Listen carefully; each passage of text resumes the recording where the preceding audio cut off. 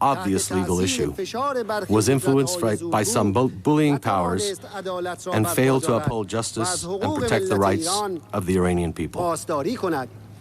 Fortunately, the IAEA has recently tried to regain its legal role as supporter of the rights of its members while supervising nuclear activities. We see this as a correct approach adopted by the agency.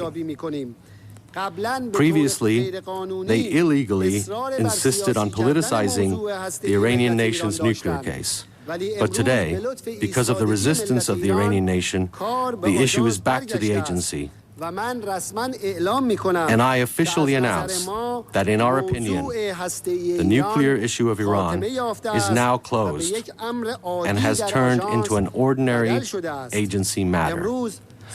Today, many important questions have been raised about the nuclear activities of certain powers within the IAEA, which should be dealt with properly. Of course, Iran has always been and will be prepared to have constructive talks with all parties. I would like to thank all the nations and countries that during this difficult period defended the legal rights of my nation, motherland, and I also want to appreciate the members of the non-aligned movement, our friends in the Security Council and in the IAEA's Board of Governors, the committed and law-abiding experts of the agency and its Director General for their standing by the law. I would also like to announce that unlike the monopolistic powers, the Iranian nation is ready to offer to other members its experiences in the form of educational programs and based on its obligations under the agency's statute and under its supervision. Now, I would like to address those who have shown hostility toward the Iranian nation for about 5 years, offended and accused my people who have contributed to the history and civilization of the world, and I advise them to learn from history and their recent actions. They badly mistreated the great Iranian nation, but they should be careful not to inflict the same on other members of international organizations, and not to sacrifice the dignity of international organizations for the sake of their unlawful wishes. Today, the nations of the world are wide awake and resistant. If you reform yourself, the whole world will be reformed. Nations are inherently good and can coexist peacefully. Those powers should endeavor to serve their own people. Others do not need them. Is it not high time for these powers to return from the path of arrogance and obedience to Satan to the path of faith in God? Would they not like to be cleansed of the impurities, submit to the will of God, and believe in Him?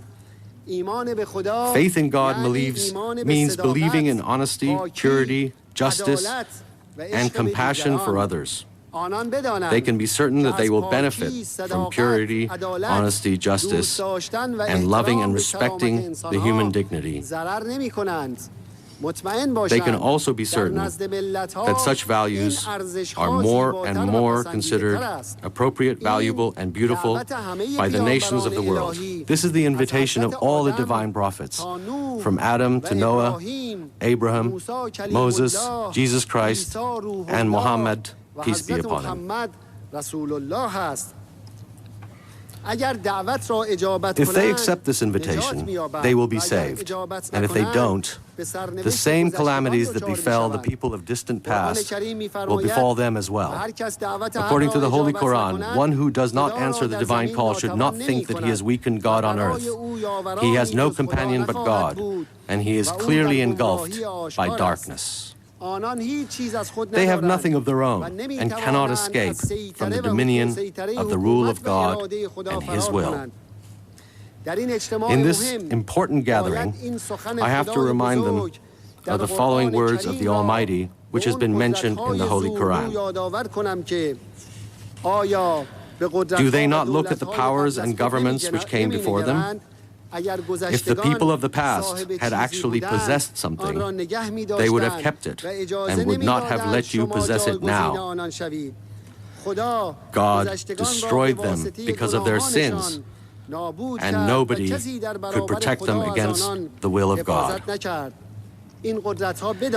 These powers have to know that the thoughts and methods based on oppression and injustice are doomed to failure. Do they not see the signs of vigilance and resistance based on monotheism, philanthropy, and the justice-seeking spirit of the nations of the world? Do they not notice that we are nearing the sunset of the time of empires? I hope that this invitation will have a practical answer. Excellencies, peoples and governments are not obliged to obey the injustice of certain powers.